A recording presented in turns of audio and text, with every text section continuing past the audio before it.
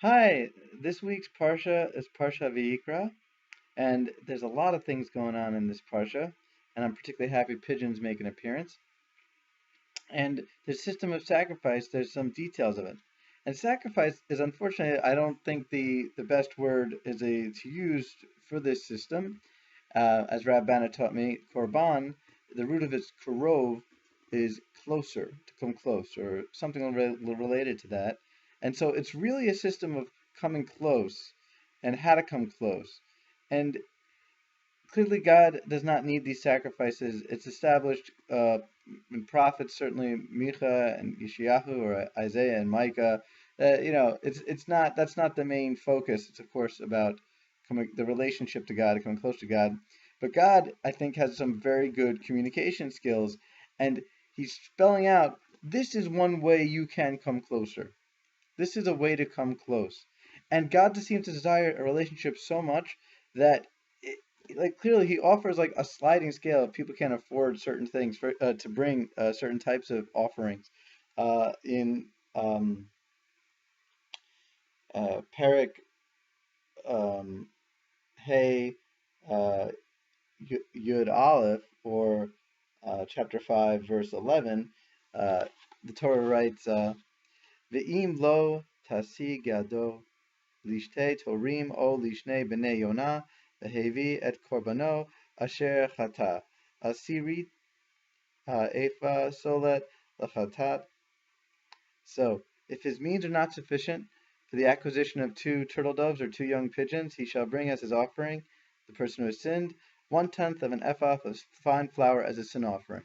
So, it's God's like, all right, if you can't afford that, like, come there. If you can't go to whatever, if we can't afford Fridays or Chipotle or something, we'll go to Starbucks or something. So it just shows how much God really wants a relationship. And I was doing the dishes yesterday. Was it 2 days ago? No, before Chavos, right? And I saw the spout, and it was just the water coming out.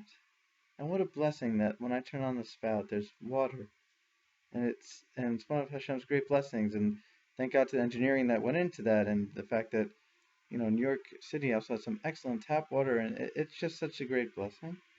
And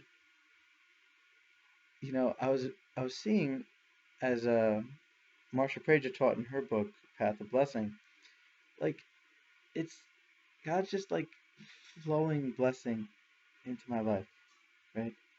And it's just he turned on the tap, and everything I have right now, like the fact that I can speak into his computer and see, and to read some Torah, and just to breathe right now, to be able to smile, to be able to remember things, as Rabbi Zelig Pliskin writes, like, the tap is always flowing. God's just giving and giving and giving. And,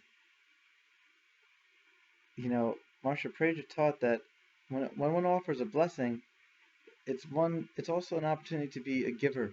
Like, I'm receiving from you, God, and I'm giving back a blessing. And I struggled because I was like,